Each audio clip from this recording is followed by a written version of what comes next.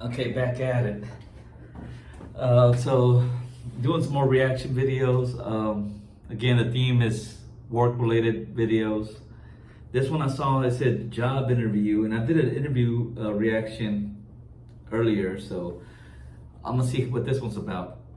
And this one, these videos are pretty funny. You know, I don't know who makes them because they're all over YouTube on different shorts. I'm a self-starter.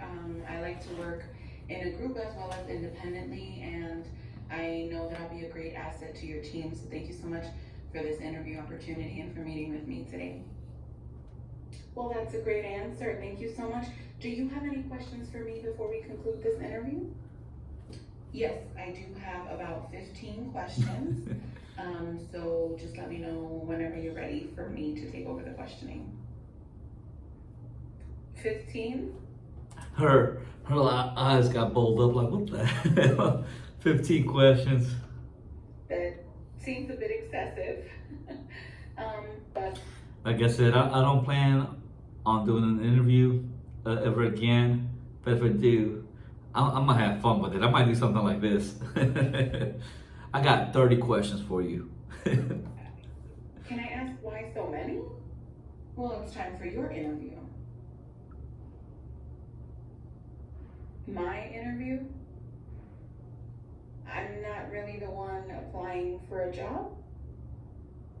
No, I know you're not applying for a job. You're applying basically for me to be your employee, if that makes sense. I like the turnaround. I'm not locked in here with you. You're here locked in with me. I'm so sorry. I've never had this happen. I'm not sure exactly what this means. Well, it means that I also want to make sure that not only am I a good fit for your company, but that your company is a good fit for me. It makes sense? It's a little unorthodox, but what does this consist of exactly?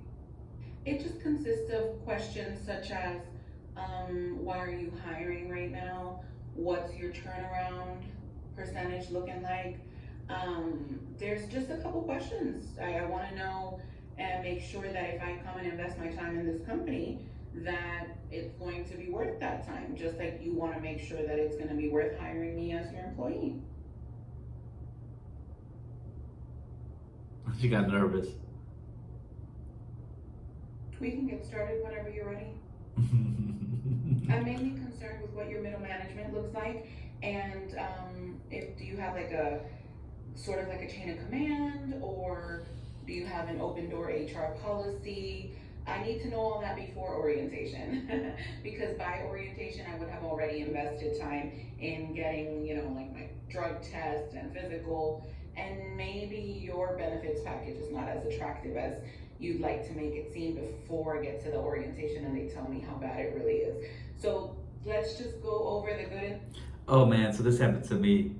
I applied one time for Home Depot, and I took a drug test, and I passed. And I don't know why I need a drug test for Home Depot. To be to handle stocking materials.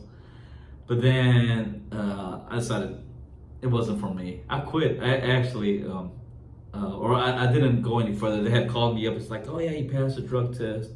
We would like to, proceed with hiring you. And I turned them down, mainly because I had applied originally to be a cashier because cashiers made more money and they do less work.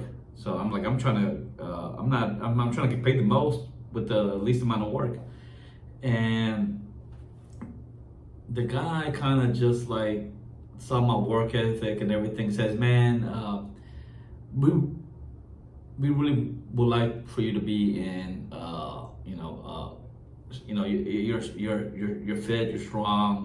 We would like you to do more manual labor work, and I was like, God damn it, this always happens to me. I'm like too overqualified, and they want to put me somewhere else that best suits them. and so I was like, okay, and that position paid less too, and I was like, man, what the hell?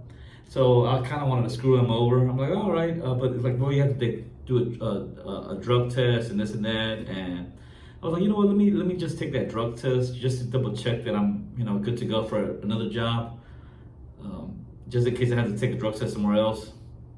And so passed and on their dime, and then yeah, I told them, nah, I'm all right. I'm not I don't feel like doing that crap.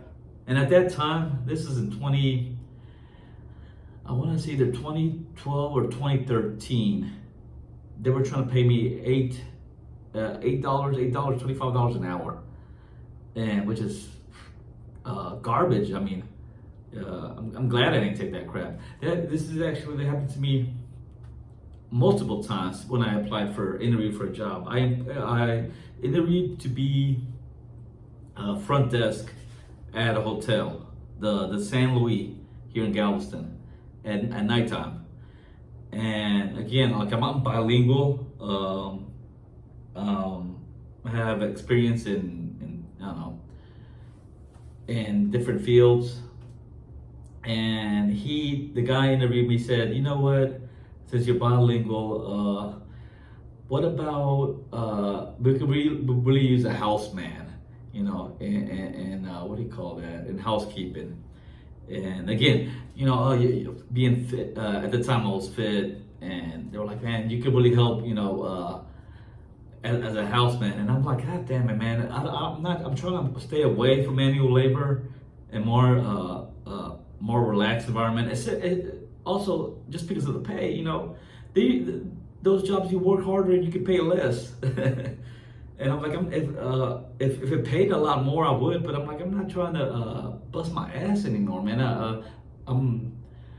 The army kind of just took a toll on my body to the point that I just kind of didn't want to do manual labor anymore, or at least not for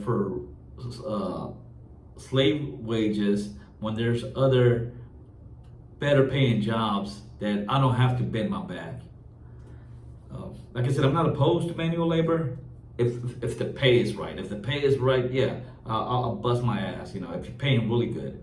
But other than that, I'm not abusing my body for crap. When I could be doing minimal work somewhere else for more pay. Let me finish this. I think that was it. In the back, and then I guess don't call me, I'll call you. Building. This video wasn't as funny as the other one, but I like what they did. All right, to the next video.